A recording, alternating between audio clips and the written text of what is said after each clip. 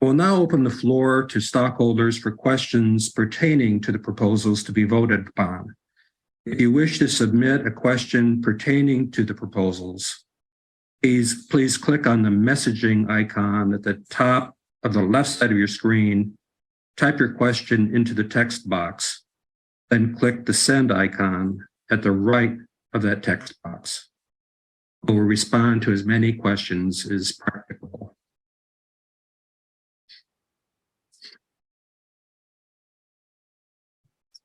All right, so one question is, what is the purpose for amending the equity incentive plan? As of September 30 of 2022, we had approximately 1,139,021 shares of AgeX common stock available for the grant of awards under the incentive plan. Our board of directors believes that these shares are remaining in the incentive plan are not sufficient for our needs. We expect to need additional shares for awards to retain current directors, executives, and key employees, and especially to hire new executives and employees for our operations.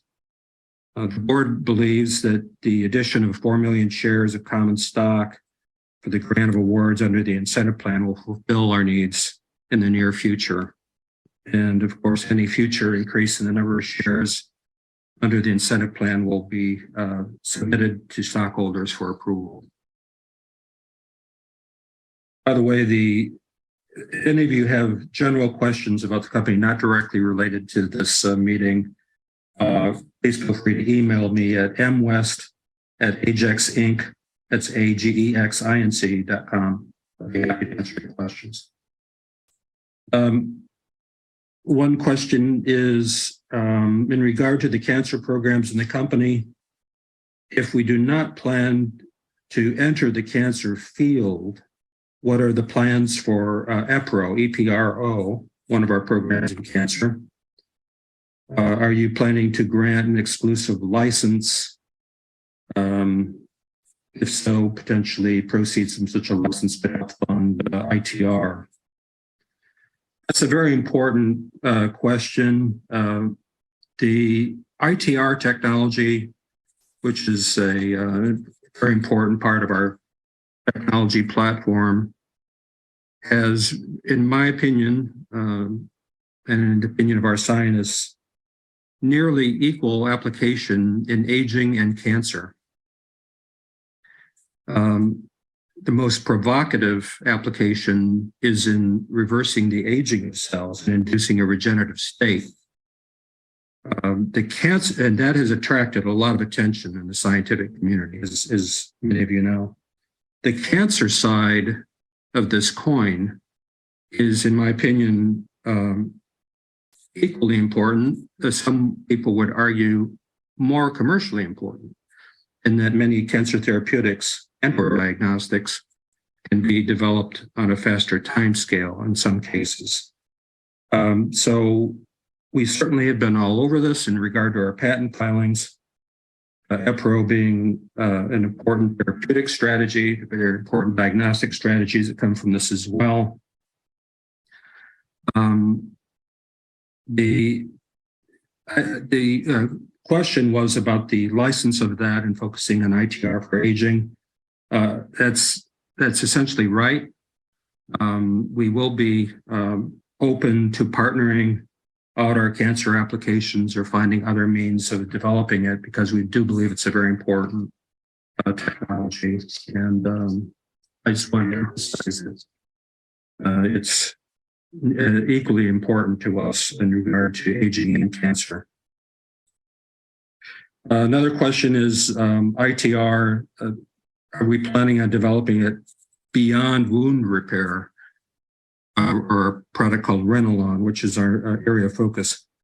You know, ITR is growing dramatically in its visibility in the scientific community, and academic groups around the world are applying the technology in a number of different areas of medicine, from neuroscience to orthopedics to cardiovascular disease and so on. We are largely leaning on the academic community to demonstrate the full utility of ITR, where we focus on commercial development. Besides leading in the intellectual property in this, we believe, we want to demonstrate that we lead in the commercialization of the technology with an intense focus on product development. And initially, our sole focus will be in the field of dermatology for that reason. Another question, some of you have noticed that in the public domain are now patent claims pending in ITR, which directly relate to the competition, the competing companies, with claims that closely mirror the product development plans of competing companies. Yes, that's on purpose. Our initial patent filings covered the many diverse applications of ITR and writing patent claims that specifically focus on some of the business areas of our competition were done on purpose for reasons that may be apparent to many of you.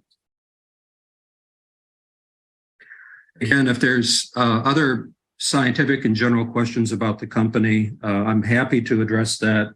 mwest@agexinc.com. Feel free to email me with your questions. So at this time, I'll declare the annual meeting of stockholders to be officially adjourned. The business portion of our program for the day has concluded.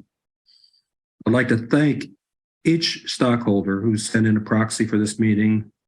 I'd especially like to thank all those here for virtually attending today's meeting and for continuing support of the company. Between meetings, please do not hesitate to communicate with us. We always enjoy hearing from you. Dr. Hackett, I believe you'd like to say a few concluding remarks. Great. Thank you, Mike. And thank you for all of you who turned up today to continue to support the company. We're always enthusiastic to hear from you. As Mike said, any scientific questions that you have, do reach out, and anything that we weren't able to address today based on the agenda that hasn't been addressed, please do directly write to our investor relations team at info@agexinc.com.